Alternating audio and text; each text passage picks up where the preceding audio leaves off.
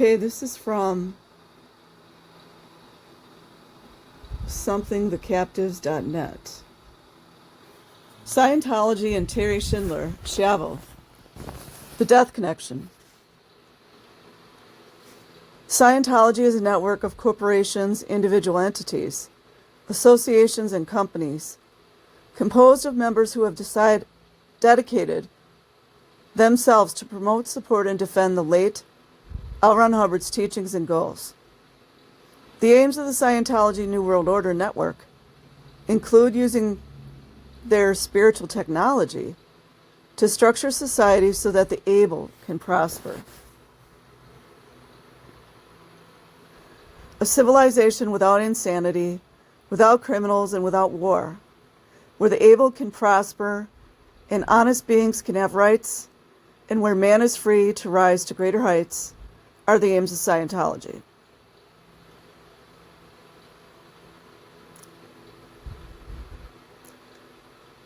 Hubbard's doctrines, allegedly, ingrain a new definition of morality into his followers. According to an altreligion.scientology post by Alex Jackson, the only concern for a Scientologist is to do everything he or she can to help Scientology. All other concerns, such as family, profession, society, and even the law of the land, are trivia, unless they might impact on Scientology. Scientology demands that society agree with, or at least be subservient to, the policies of their church. Whoever objects to Hubbard's teachings is considered to be a criminal in the eyes of the organization. People who attack Scientology are criminals. L. Ron Hubbard, founder, allegedly, of Scientology, author of Dianetics. Hubbard had no tolerance for bad publicity. Read this. Beat their teeth in. Ethics policy. Penned on Halloween Eve. You guys know what Halloween is, right? You guys know what Halloween is, right? I'm going to read it.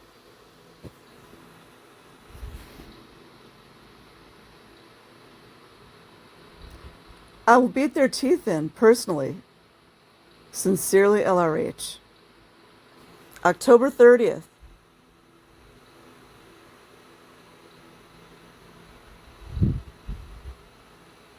Okay, anybody, if anyone does anything to get any of these organizations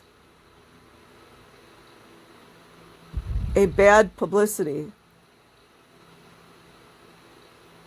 such as narcotic charges, drunk driving, or other unsavory data, I have a policy.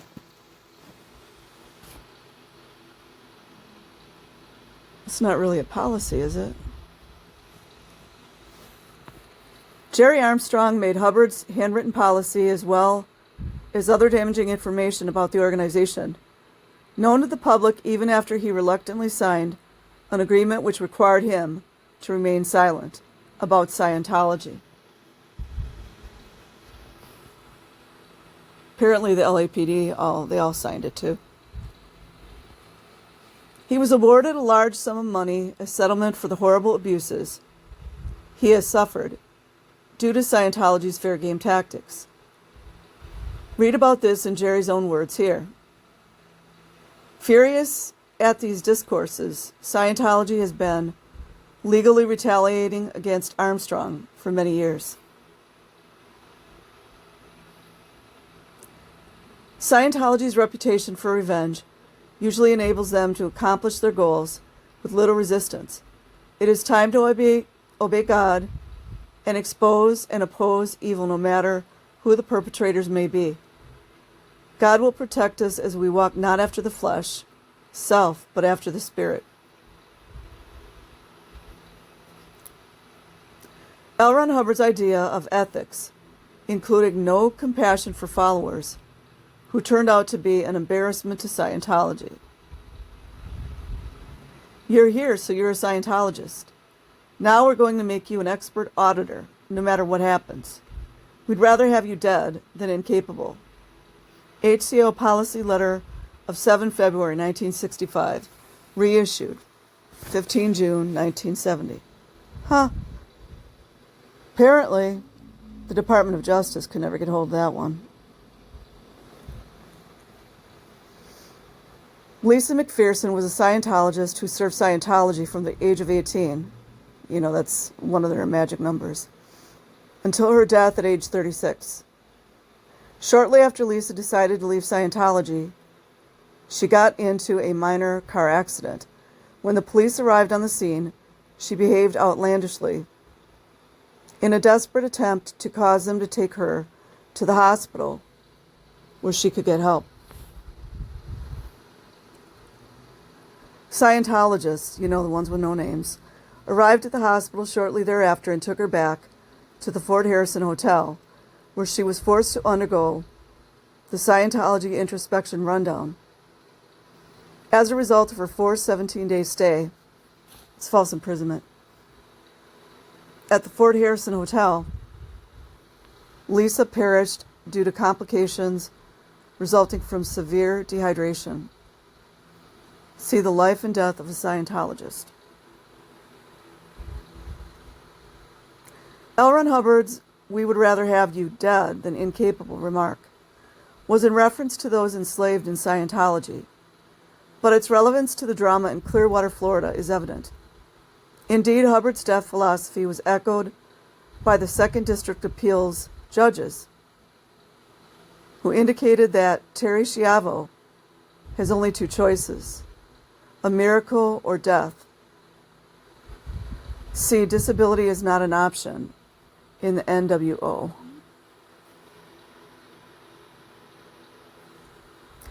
Scientology and death. Scientologists do not view death in the same manner as the general population.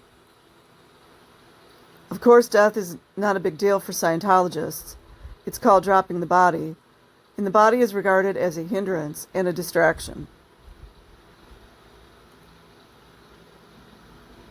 That's also to quell the cattle. So then they ignore their pains and their hurts and all that.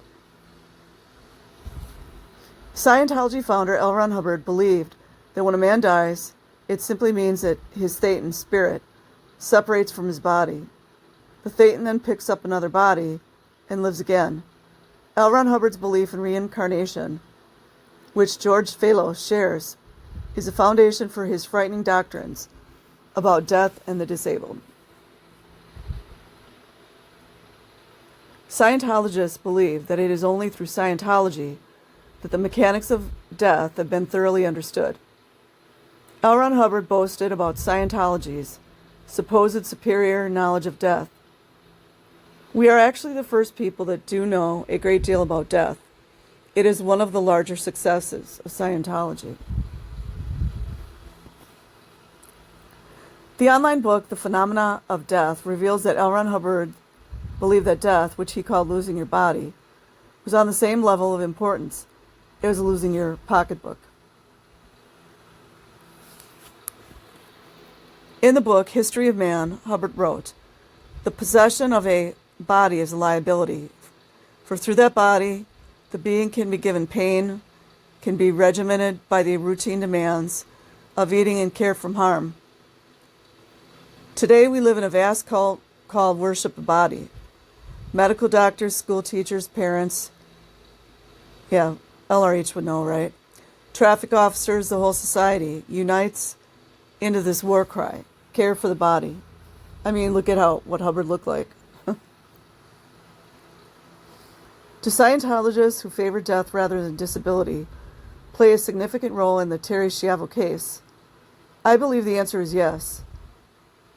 Clearwater, Florida, especially downtown Clearwater, is Scientology's worldwide spiritual headquarters and main training ground.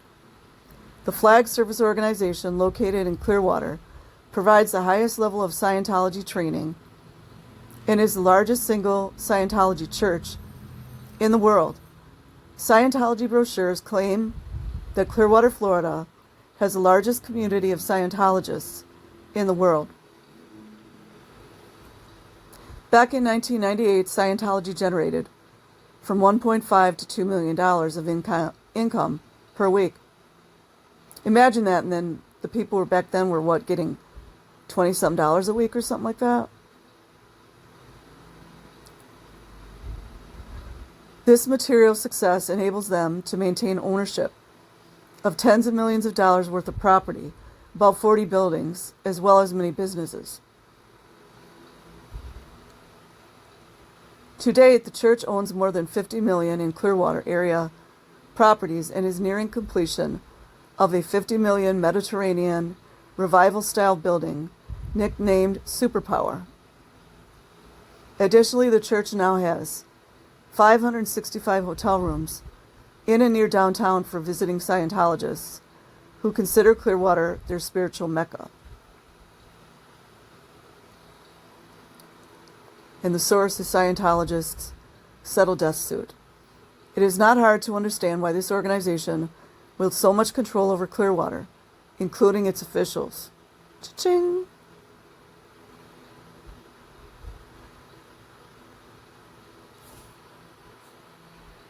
I'm going to divide this up into several different videos. So like and subscribe if you choose. Otherwise, have an amazing day or night wherever you are. Peace. Link in the description box.